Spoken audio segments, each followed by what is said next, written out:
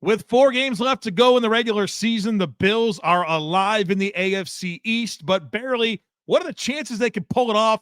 What is the playoff outlook? We're going to break that down today on Locked On Bills.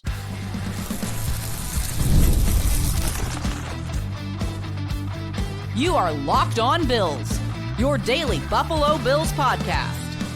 Part of the Locked On Podcast Network, your team every day.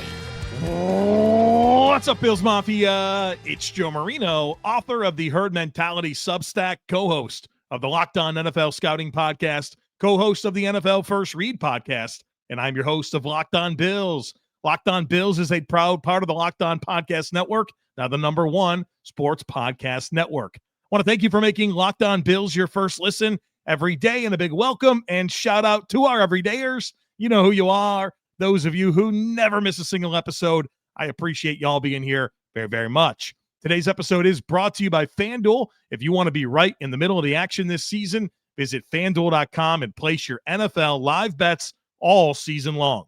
Well, folks, welcome in. It's time for Herd Mentality, the weekly episode where you control our discussion, and we have some great stuff to dive into, including a question about James Cook and his workload. We'll talk about some defensive things like TJ Sanders, Taron Johnson, Terrel Bernard. But we start with a couple of items regarding the Bills and their chances of winning the AFC East, and, of course, the overall playoff outlook. First one comes from John. John says, if the Bills beat the Patriots and the Patriots lose to the Jets or Dolphins and Bills and Patriots finish tied in the division, who wins the AFC East? It's a good question. And so let's talk about this right now.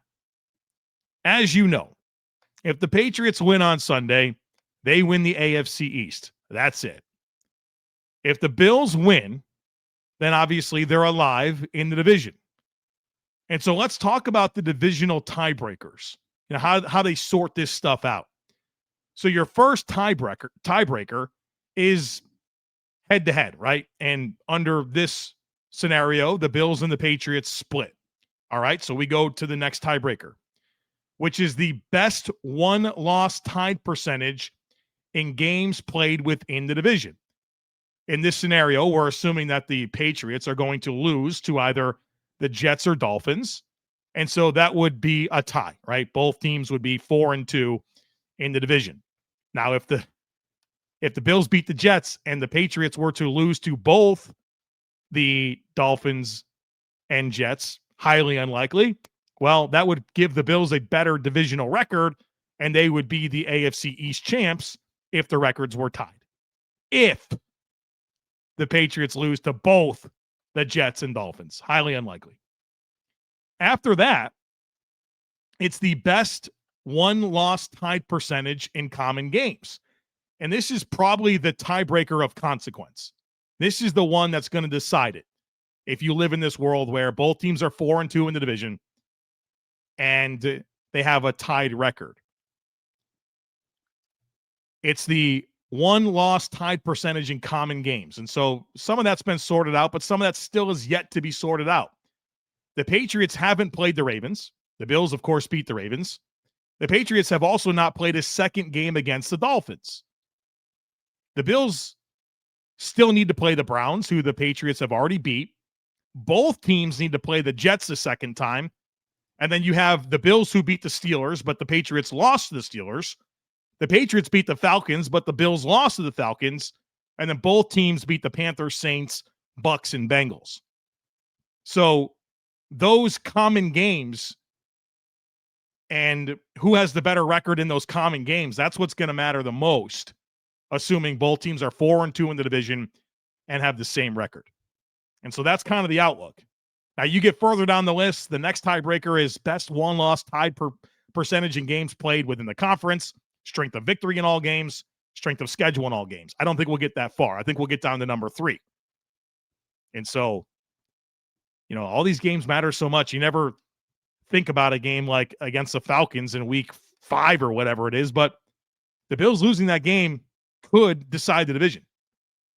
So, yeah, you remember December and all that stuff, but they all count. They all matter. And so hopefully that gives you the clarity that everyone's looking for when it comes to the Bills and the outlook for winning the AFC East.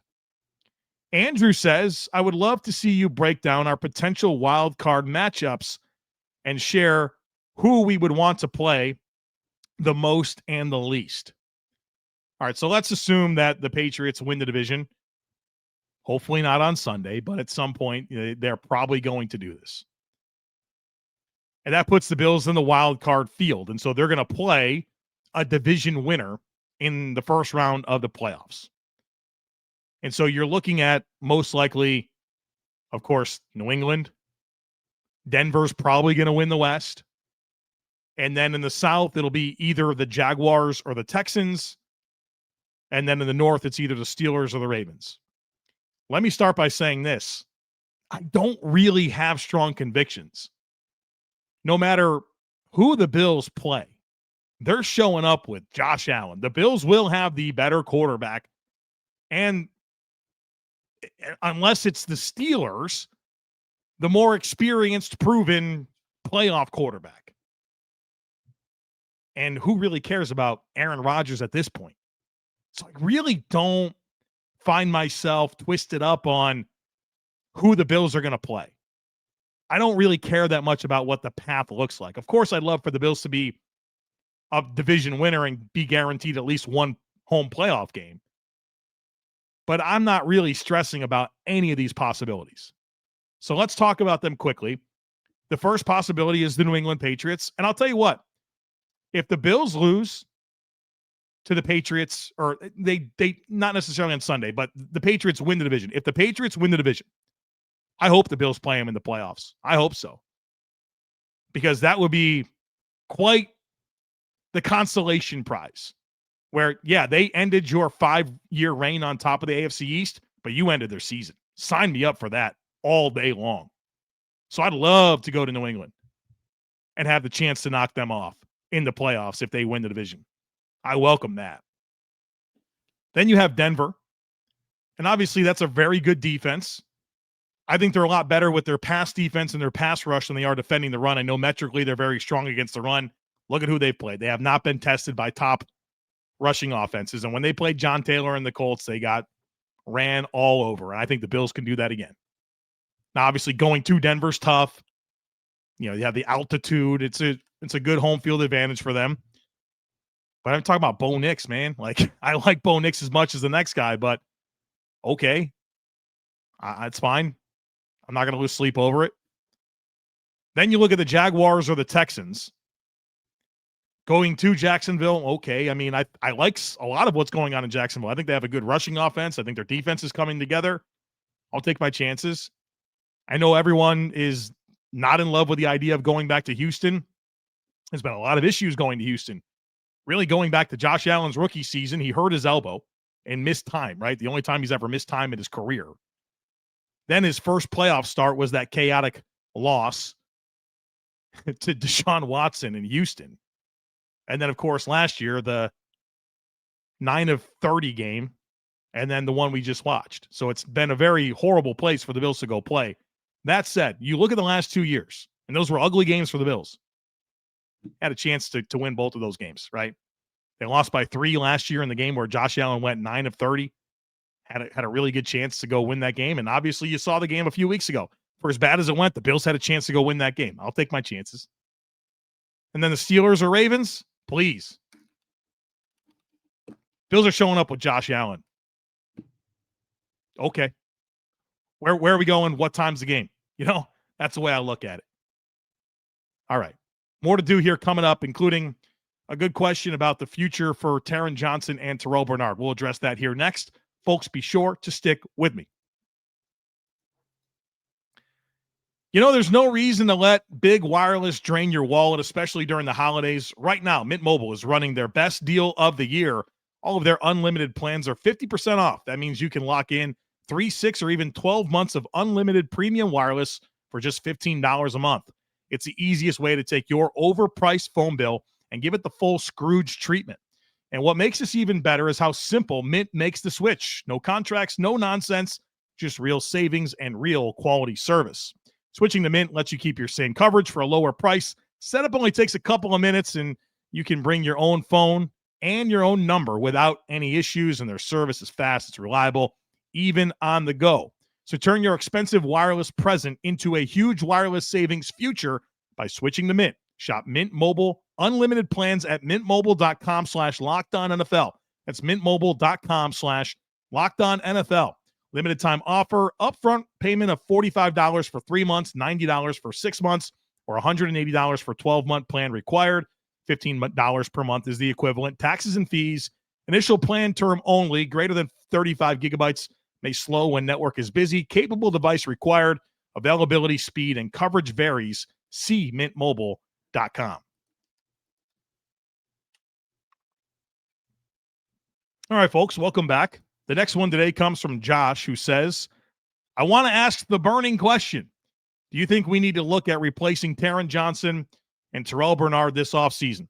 It seems that every time we turn around, the defense is getting burned, and they're the ones responsible for the offensive guy. All right, let's talk about this situation. We'll start with Terrel Bernard. I think he's obviously struggled this year. I give him some level of grace because I don't think he's ever been healthy this entire season. That said, I don't think he's ever been a very good downhill player to begin with. And this run defense in particular has been unbelievably better with Shaq Thompson. It is not close. The metrics here are pretty telling. Over the last 3 games, which is basically the recent sample size of Terrel Bernard being out of the lineup and Shaq Thompson being in the lineup, the Bills have allowed the 4th fewest rushing yards per game, the 5th fewest yards per carry, and the 6th fewest missed tackles forced per attempt on run plays. In the first 10 games, the Bills gave up the 2nd most rushing yards per game in the league, the 2nd most yards per carry, and the most missed tackles forced per attempt. So literally top 5 in the most important metrics the last 3 weeks with Shaq Thompson in there, and literally the worst in the first 10 games of the season. I think the communication is better with Shaq Thompson. The guys are lined up quicker. I just like the way this defense operates with him as the Mike linebacker. And I think you have got to start thinking about Terrel Bernard in the Matt Milano role. Matt Milano, his contract is up after the season. I don't think you want to stay committed there any longer. And I think Terrel Bernard would be perfectly good in that role. And that's your opportunity to kind of salvage that situation because his extension starts next year. Like, you're not in a position to get out of that deal. How do you make it work? I think he could be a good player as a weak side backer. I don't think he's a very good Mike linebacker. I don't want him playing downhill into the line of scrimmage on rundowns as the Mike backer. I think it's not a strength, but I think he can be a pursuit style guy. I think he can play in space. I think he can cover. And that's a lot more of what the Matt Milano role is. So what do you do at Mike linebacker? Well, I think you start by thinking about bringing back Shaq Thompson. I don't imagine he wouldn't want to come back. It seems like he's having a great time. Obviously, the relationship that exists with Sean McDermott and Bobby Babich, like, I'm here for all that. I'd love to have Shaq Thompson back next year. He's 31. It's not like he's a million years old. And as I've said repeatedly, there are middle linebackers in the league that are aging very well, like Bobby Wagner, like Demario Davis, like Levante David. Telling me Shaq Thompson can't go for a few more years? If he's going to play, I want him in Buffalo. And the other player is Dorian Williams. And I really love the third linebacker role that Dorian Williams has right now. And I'd love to keep him in it because I think it puts him in really good positions to be the best version of himself, playing downhill, blitzing, a little bit of pass rush opportunity, and you're not asking him to play in space and cover a ton. But I do think that he potentially could be the successor there. And maybe you want to, have Dorian back for his 4th season, of course. Bring back Shaq Thompson, then also maybe draft someone in the middle rounds that you think of as a guy that can succeed Shaq Thompson. But I do think you can salvage Terrel Bernard by playing him as the weak side linebacker. As for Taron Johnson, boy, it feels like the regression's been pretty hard this year. Last year, I don't think he played his best football, but he made some big plays, and you kind of offset some of that, and you understand it. This year, it's run fits, it's man coverage, it's a problem, right? He's not played well. And so at a minimum, I think he's coming in with heavy competition for his job. But as the Bills are more and more willing to be versatile with their back seven and playing a lot more dime, I mean, you see Cam Lewis on the field a lot. You see Jordan Hancock on the field a lot. I think that there's a lot of opportunity to make an investment in a player that can be a Swiss Army knife and help you in nickel and help you in dime. And maybe there's a transition opportunity for Taron Johnson to be more of a dime defensive back than a high percentage of the snaps nickel. But I look at Jordan Hancock, and I also look at Darnell Savage. This is a very fascinating situation with Darnell Savage. Bills claimed him off waivers after the Darius Slay fallout. And Sean McDermott said something in his press conference on Monday that really made me perk up. He said, look, we've been interested in Darnell Savage for a while, dating back to the draft, the 2019 draft, when the Packers made him like the 21st pick. And then he said we were interested when he went to Jacksonville, and he signed like a 3-year, $21.5 million deal when he went to Jacksonville. And of course, he was released earlier this year. I'm not dismissing the idea that Darnell Savage could have a significant role, maybe not this year, but as you get some time around him this year, that'll give you some nice foundational information to help you decide if you want him to be part of your mix next year and at least competing for the nickel job, maybe the dime role, something like that. And so I'd like to think that between Hancock, Taron Johnson, and Darnell Savage, that you can have those spots kind of solidified. But I think it's in play for the draft. I'm interested in some different ideas here. And at an absolute minimum, Taron Johnson is not walking in as the undisputed starting nickel corner for the Bills. I think this is a year plus of decline. And I don't know we're going to just turn the calendar to 2026 and he's going to be Taron Johnson again. So that's kind of my thoughts on that situation. Scott says earlier in the season, you mentioned the Bills deploying a spy mirror player and rushing 3. This allowed the rushers to take inside lanes or traditionally undisciplined lanes to the quarterback, no longer worrying about containing the quarterback in the pocket. Why do the Bills seemingly deploy this strategy against mobile quarterbacks and not against less athletic quarterbacks? Is this something to bring back with the pass rush struggling so much? So it's a good question here. And I'll start off by saying this. As the Bills were ramping up the spy mirror, it was interesting to see some of the national film guys take notice of this and say, this looks good. I'm a little surprised that they're not saving some of this for the playoffs. All right. So maybe that's something to be mindful of.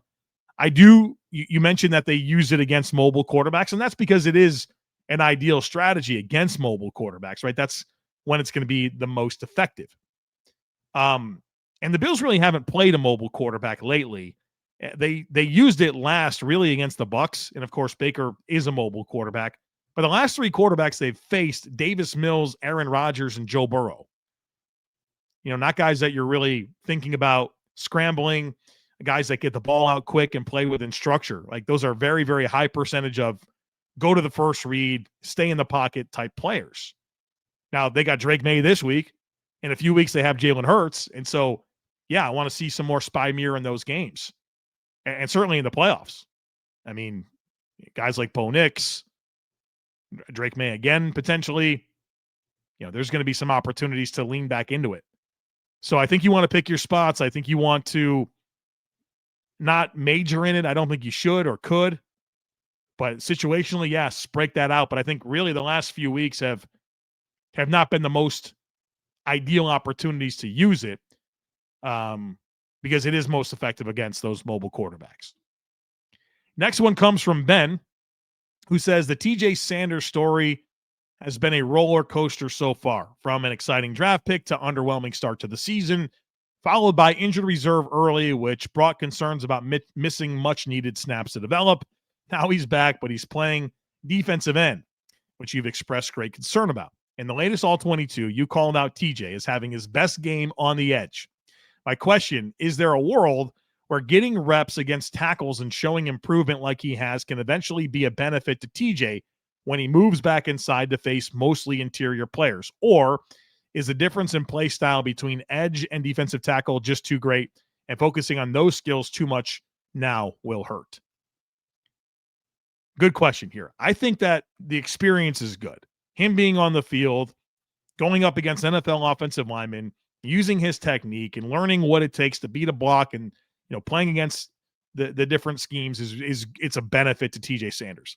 I do strongly wish that it was on the inside because I don't look at TJ Sanders as a player that is going to be optimized on the edge. Now, if the Bills were an odd front and you're asking him to play 5 technique, and you think about some guys that have done that in the past, like Nnamdi Matabwik with the Ravens, or Dwan Edwards is a guy that kind of did that a little bit.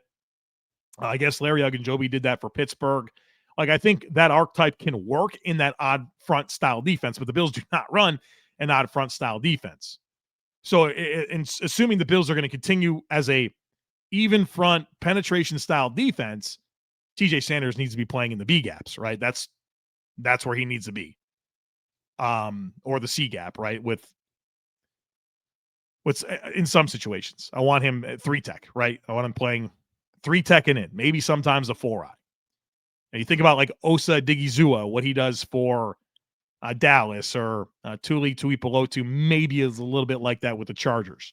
I think there's that his skill set can work in odd fronts, but I don't think his skill set works on even fronts as a true edge player. So I like that he's getting experience. I don't like that it's on the edge. And I don't know that it's detrimental, but it's certainly not as helpful as it could be with him playing on the inside. He's playing on the edge out of necessity. That's what it comes down to. I don't think the Bills are like, yeah, let's get him going on the edge. I think it's a product of their situation right now. And so I am interested in seeing him move back. I am happy that there's been some positive growth, but I wish that positive growth was in the position that he was drafted and to play and has the future at. So it's a complicated situation, but I think generally the experience is good. And shout out to him. Like, I mean, out there playing out of position, doing his best for this football team. And I guess you could appreciate that. All right, coming up next, a good question about James Cook, some of the mistakes lately, and workload. We'll break that down next. Folks, be sure to stick with me. NFL Sundays move fast, one big play, and suddenly everything feels different. That's what makes live betting with FanDuel so exciting. You're not just watching the game, you're reacting to it in real time. With FanDuel, you can place bets as the action unfolds. Every drive, every momentum swing, every highlight moment. And live betting is best when the game starts to shift. The receiver gets hot, a defense tightens up, or the momentum flips after a turnover. And FanDuel lets you jump into that moment. They have live spreads and money lines that adjust instantly. They have player props that update as guys heat up. You can bet on the next touchdown score, drive results, totals, and more. It keeps you locked into every snap, every drive, and every possibility. Check out the lines for this week's game against the Patriots. The Bills opened up as 1.5-point road favorites. The over-under set at 49.5 for this contest. So if you want to be right in the middle of the action this season, visit FanDuel.com and place your NFL live bets all season long. FanDuel, the game moves fast, and so can you. Welcome back, folks.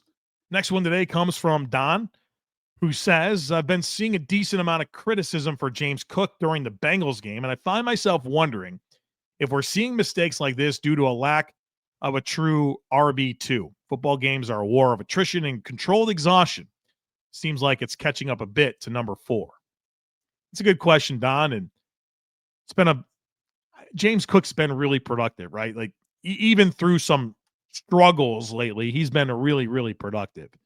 But 4 fumbles in the last 2 games, 5 in the last 5 if you go back to Miami, 6 fumbles this season, had 6 fumbles for his career entering this year, 6 already in 13 games. And of course, he also had a false start last week that we can't just overlook. That was a meaningful play. It took the Bills from a 3rd and 3 to a 3rd and 8. And so I do think a lot about what Jerry Ostrowski said on Bill Squad, and just talking about a little bit of fatigue, right? He's really playing a lot more than he ever has. So far this year, James Cook has 278 touches in 13 games. His career high is 281.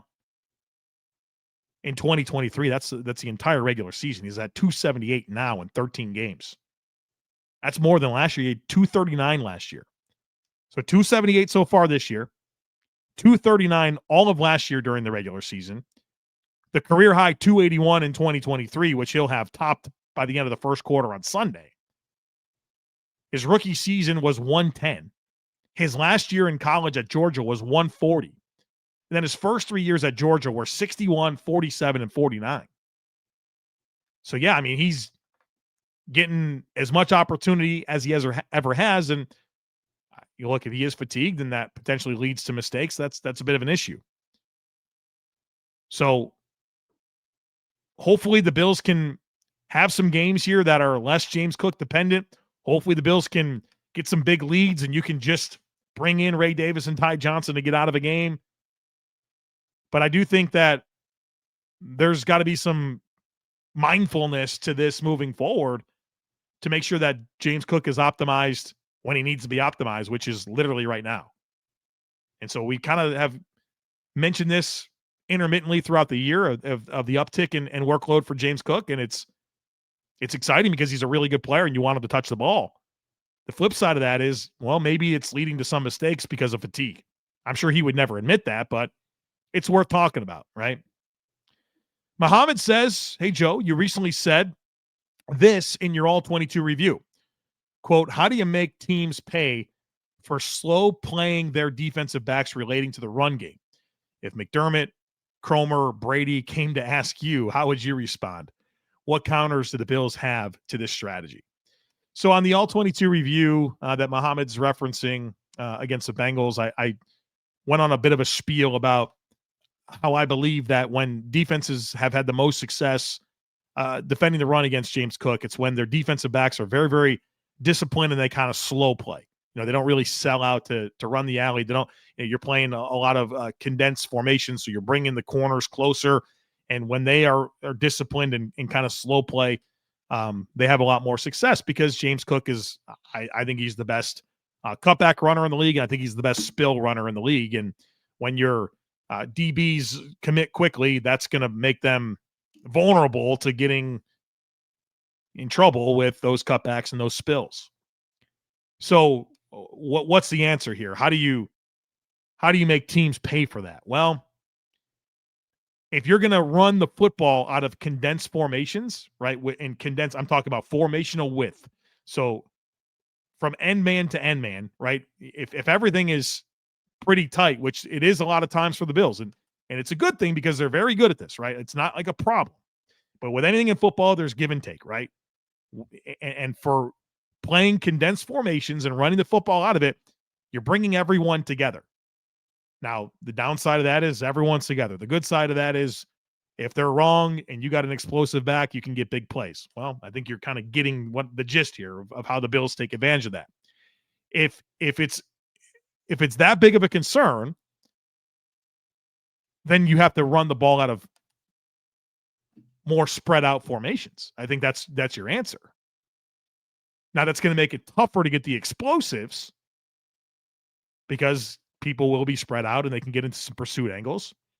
So there's some give and take there. But if my idea is that I need to prevent defensive backs from slow playing my run plays, well, then I gotta get them away from the action. And that's by spreading them out a little bit. So it's really a formational width conversation, in my opinion. Bills CH asks this. Could you describe your process for an All-22 review? Do you take notes after each play? What are you looking for on every individual play? It's a good question, and I'm always happy to kind of talk about my process. So on Monday mornings, we get into the tape, and we spend all day in it. We start, usually around 5 a.m., and we're probably in the tape till 3 p.m., I would guess, is probably the normal amount. And really what I do is I'm certainly mindful of the game because I just watched it, on TV.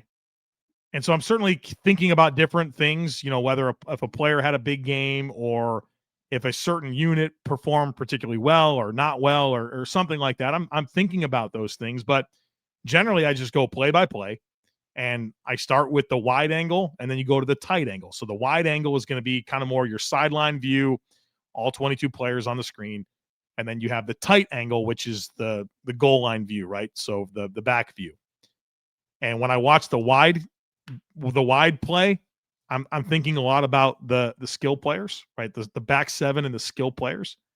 And then when I watch the tight angle, I'm watching trenches. And through this process, I'm thinking about what are the Bills trying to get done on this play? And then how did they execute it? What was the intent? How was the execution? And then within doing that and asking yourself those questions, of course, you're learning why something worked or why something didn't work, but you're getting a feel for skill sets and you're getting a feel for where the impact is coming. And so across doing that very deliberately for usually, I guess, about 120 to 150 plays in a football game, you come away with the takeaways and you record a podcast. Yeah, I'm taking notes as I go for sure. Things that stand out to me. In terms of putting together the all 22 review clips that go to our subtext or our Substack community, literally as I watch the game and I see a play that I want to talk about, or I feel like I have something to show, or is an important play in the game, I will literally do the video right there. And so these videos that I put together, it's one file that I think this week it was like 45 minutes. It's anywhere from like 30 minutes to an hour. As I'm going through this and things speak to me, I literally do the video and then I put it into my program and I move on. And when I get to the next play that speaks to me, we do the video. And so those videos, I might record some of them at 5:30 in the morning, others at 11 a.m., sometimes 1, 2 in the afternoon. And so it's this journey that I go on watching the tape and I talk you through it. But of course, you're watching two different angles, asking yourself, what's the intent? How do they execute it? And then you got to get a feel for what was successful, what wasn't successful, what the skill sets are, and where the impact's coming from. So hopefully that gives you a good look behind the scenes as to how I kind of put that together. All right, folks, there you have it. Herd mentality in the books, and now we are focused in on the New England Patriots. We'll talk to Nick Cattles, the Locked On Patriots, for Crossover Thursday. We'll do the full primer, final thoughts, Bills squad, live 1:30 p.m. Eastern time on the YouTube channel. So we have a lot of content coming your way to get ready for a big one, right? They're all big this time of year, so don't miss anything. Make sure that you're subscribed. Would love it if you took a second to rate, review, and share the podcast. Have a great rest of your day. Go Bills, and I look forward to catching up with you again real soon.